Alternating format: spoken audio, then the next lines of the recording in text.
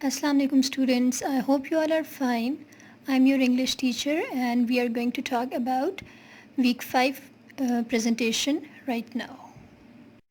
Okay, so first of all we are going to talk about what we are going to do in this week, which units we are going to cover and what are their topics. We are going to talk about unit 2 that we have already done in the previous weeks as well, that is hello there, and from that unit we are going to write an email, that is an informal email. Then from unit 3 we are going to go for food, glorious food, and that's a celebration, a meal that's always special. Then there is a reading comprehension in which you are going to read your favorite novel or story. So going into further details, before that let me share the objectives of this week's lesson with you. You'll be able to write an informal email. Then you'll be able to read and talk about your special meal, which is Ramzan obviously, and Iftar meal. Then you will be able to read any of favorite short story book or maybe a novel, and at the end you are going to do the given exercises orally. Okay students, so your first lesson is of writing and we are going to write an email. Before going into detail how to write an email, what are the things that you have to keep in your mind, let us talk about the types of emails. As you know, you have two types of letters, formal and informal. Same over here, we do have two types of emails. One is formal and the other one is informal. We are going to write informal email, so we are going to talk in detail about informal one. Okay, so informal emails are written to family and friends. The language and tone used in informal emails is casual. Then you are allowed to use contractions of words, for example, the short forms can't, won't, etc. Then you have to write it in different paragraphs, as each new idea which is introduced means that you have to begin a new paragraph. Now, what is the topic on which you are going to write the email and to whom you are going to write the email? Write an informal email to your friend in another city informing him or her about your visit. And what are the details you are going to add in the informal email? You are going to ask your friend and his or her family how they are. You are going to ask your friend if it is okay to visit them, when you plan to visit them, and how long you intend to stay. Means you are going to mention the date and day that when she or he should be expecting you.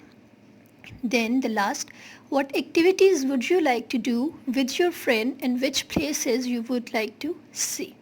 Now these three details you can write in separate paragraphs, so it would be easy to understand and to reply.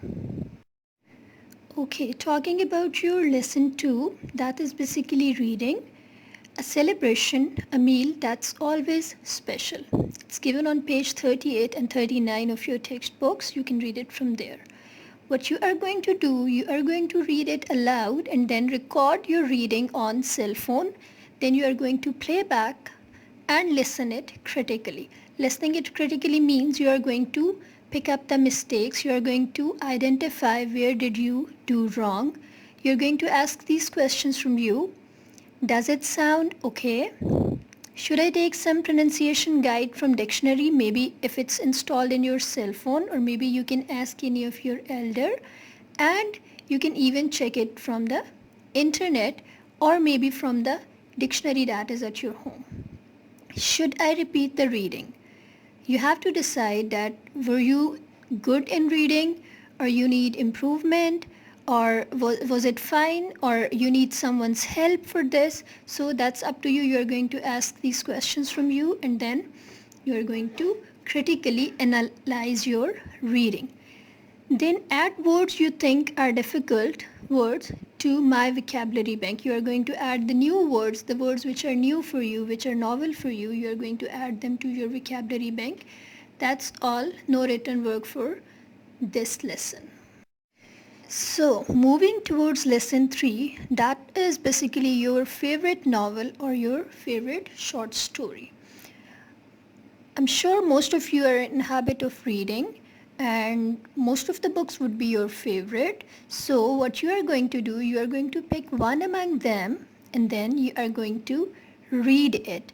And while reading, you have to keep few things in your mind because you have to do the questions at the end which are given. The questions are what happens in the first few chapters. You are going to give a little bit summary or crux of what happened in the beginning. Then who are the main characters? Write a few lines to describe them. Not all the characters but the main characters you are going to pick up, and then you are going to write few lines about each of the character. Then you have to give 2 examples each of nouns, verbs, adverbs, adjectives, pronouns and prepositions from the story or the novel that you have chosen. Now, what a noun is? Noun is a naming word. It can be name of anything. It can be name of any human being. It can be name of any feelings. It can be name of any emotion, any animal, anything which can be given name that we call a noun. As far as the verbs are concerned, verb basically are the action words in which action is involved. That what we call a verb. Adverbs are basically which are describing the verb. For example, most of the time the adverbs they end at ly but not always. Most of the time. For example, if the verb is written or write, the adverb is going to be slowly. So, adverb is giving us more information about verb. How he or she is writing slowly. How he or she is walking maybe briskly, fastly. As far as adjective is concerned, that describes noun. That tells us more about noun. For example, if noun is a girl, adjective can be pretty girl. If noun is a boy, adjective can be smart boy. Talking about pronouns, pronouns are those words which we do use at place of noun. And what is the purpose of using them? Just to avoid the repetition of noun again and again. For example, we do use pronoun he for mentioning a boy. We do use pronoun she for mentioning of a girl. We do use pronoun it for mentioning of any of the non-living things or maybe for any of the animal. As far as preposition is concerned, these are basically words which are used as joiners. They do tell us about maybe place, they do tell us about direction, they do tell us about maybe time.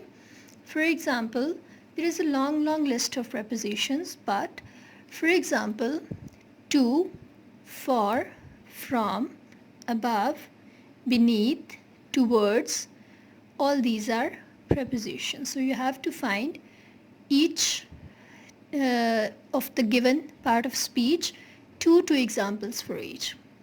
And the last thing that you are going to do, this is your written work basically. You are going to make sentences of any of the 6 identified parts of speech. Now you are given with 6 and you are going to find 2 examples for each, so it comes to be 12 in total, and you are going to pick up any 6 from these 12 and then you are going to make sentences out of them. Okay girls, that's all for this week from English language. Hope you have a good week ahead. Take care.